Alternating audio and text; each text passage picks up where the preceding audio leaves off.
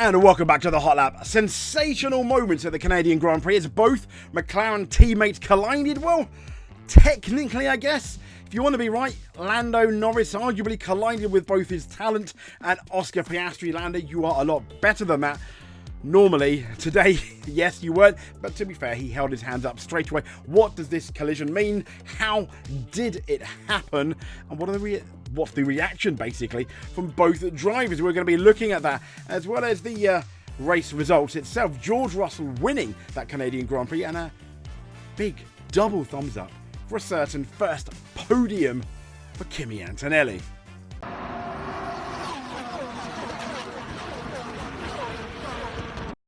So we talked about the fact that they collided, but was it Nico Rosberg's fault? Because, I mean, yeah, links in the description. First corner there. And on the left and on the right, you see the absolute carnage of Lando Norris's car. Essentially, what you can't see is he did break his suspension along with his front wing. He was essentially out of the race, out of the running, as Oscar Piastri went on to fourth. He was, to be fair, looking fairly good to try and get Oscar Piastri, which we'll get into next, really. And there we go. The statement went for a non-existent cap. There you go. There's the other side of the chaos, as you can see. And, I mean, like, the suspension was broken. You can't quite tell there. I can assure you it was. And, obviously, his front wing gone. I mean, it was like an F1 25 race. So let's have a quick look at the actual footage. This is someone, but this is how it started at the very least. And this is Lando Norris pulling, I don't want to quite say a dive bomb, but it was a very late move on Oscar Piastri, as you can see here, going into the turn 10 hairpin. Piastri did see him, gave him a wide berth, and then came back at him. And this, what I thought was interesting here, was Piastri was faster initially, but then Lando, he must have had more airs because then he started going a lot faster. Now, when we go to the next clip here, as you can see, Lando Norris is now ahead. But, obviously, we know that Oscar Piastri has the inside. He's not going to give up. But I thought Lando braked super early. Now, did he brake early? Do you think that Oscar's not going to get the exact line going into the chicane? Potentially. Can we look at that? Not the ideal line, and it's certainly Lando had a bit more momentum and DRS significantly. And then, as you can see, he goes for a gap that really, absolutely wasn't there. What do you mean? Well, let's have a look at this, shall we? He goes for a gap that was not there at all. So, as you can see, here we go. He turns. And then you can see this gap here, it's not happening. He should have gone there. But no, he goes for a gap. It wasn't there. It was the lightest of touches with the wall. But as we know, it was enough for him to go out of the race. One more time. There's Lando Norris absolutely going for it. You can see the gap, the wall here on the left. Pedal to the metal. Once again, there's the gap there. I mean, to be fair, at this point, you think, yeah, the gap's a goer. We can do it potentially. So put your foot down, Lando. At this point, no, that is not a McLaren-sized gap between the wall and Oscar Piastri's car. But he's still going to go for it, isn't he? I mean, at this point, what were you thinking, Lando? Even the best in online lobbies wouldn't have gone for that. Yes, I know there's a lot of pressure, etc. But, and then bang, and then it's over. I mean, the kids said, I'm actually creasing here. The Twitter guy that got the feed and out the race. It's kind of embarrassing, really. And this is what Lando Norris said after the clash. When I let McLaren down like this, and when I make a fool of myself, you kind of did. In a moment like today, I have a lot of regret in something like that. Now, the problem I have with that, yes, we can talk about him being a bit silly, but then he talks to himself. He talks about himself being really silly. I've let people down. Fair enough, you have, I guess. I've made a fool out of myself. You can think it. Why say it? And this is one of the problems with Lando. I guess this is also why people might like him. He wears his heart on his sleeve. We all know, like when Max Verstappen has whoops a daisy with other people, Lando Norris makes mistakes. There are days when he's absolutely amazing. Think Monaco, think Australia. Let's have a look at the time.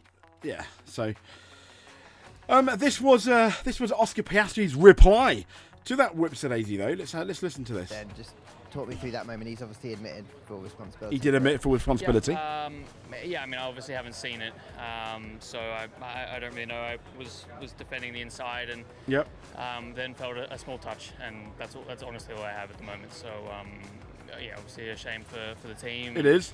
It was a bit of a difficult race apart from that. I mean, he's talking about that, and I think in the interview in Sky, he was like, "Well, thanks to Lando for obviously, putting your hands up, etc.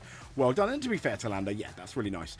This is from Andrea Stella on that incident. He said, "Well, we'd never want to see a McLaren car involved in an accident, and definitely not contact between our two cars. Granted," he said, "this is a situation we know is not acceptable. Yes."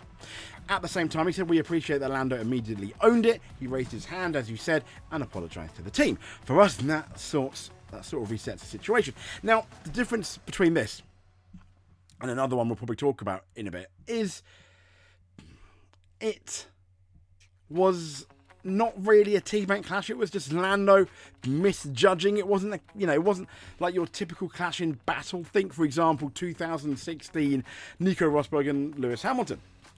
And he said, "I'm sure there's an important learning point for him from this race. He's paid a price in the championship, and like I said, we value the way he handled it immediately after the incident. Now we move on. We'll race again." Now, yeah, absolutely they will.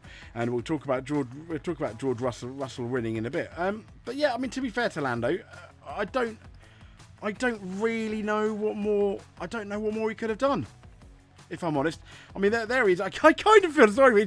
He's just sitting there, kind of feeling sorry for himself, really, isn't it? But history did repeat itself, because this happened in 2011. When you can see the picture here, hopefully we're gonna load this up and have a look. This is in 2011. There's Lewis Hamilton. That's Jenson Button. Sorry. There's Lewis Hamilton in the rain. Hamilton then, to be fair to Hamilton, he's actually more alongside than Lando was. Oscar Piastri. I think Jenson just couldn't plain see him. Taking the inside, Jenson closed the door, then he hits him. It is obviously from behind. And as you can see, he's a lot more kind of alongside, but whoops a daisy, mistakes happen, and then obviously we have this footage today. Yeah, it is. Yeah, let's be fair, it is kind of similar.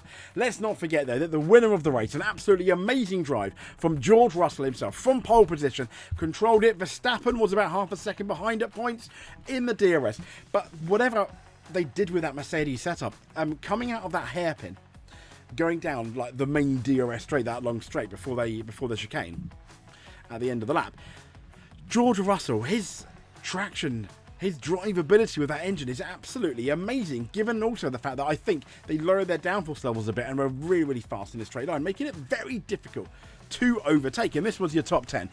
George Russell first, Verstappen second, the best I think he could have really done. Kimi Antonelli third, first podium, congratulations. Oscar Piastri fourth, well, we know what happened to him. Not really good enough, as Oscar said. Fifth, Charles Leclerc, okay strategy. Sixth, Lewis Hamilton, they kind of screwed him with the strategy, I feel, leaving him out far too late.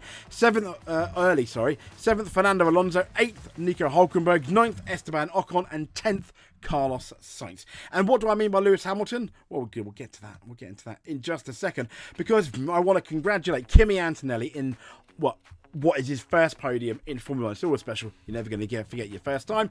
Will we get the first win this year? I think possibly. This was Lewis Hamilton congratulating Kimi Antonelli on that first podium. Obviously, Hamilton knows Canada well. It's where he scored his first win in his first year, all the way back in 2007. But it wasn't quite Groundhog Day. See what I did there for Lewis Hamilton? Because he hit a groundhog. I don't think much was left of that groundhog, sadly. Excuse me. But yeah, it cost him about half a second a lap worth of downforce.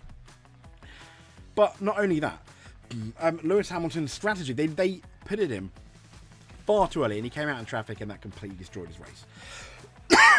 There's obviously history repeating itself. Before I have a coughing fit, we'll speak to you soon. Give us a subscribe, that'd be great.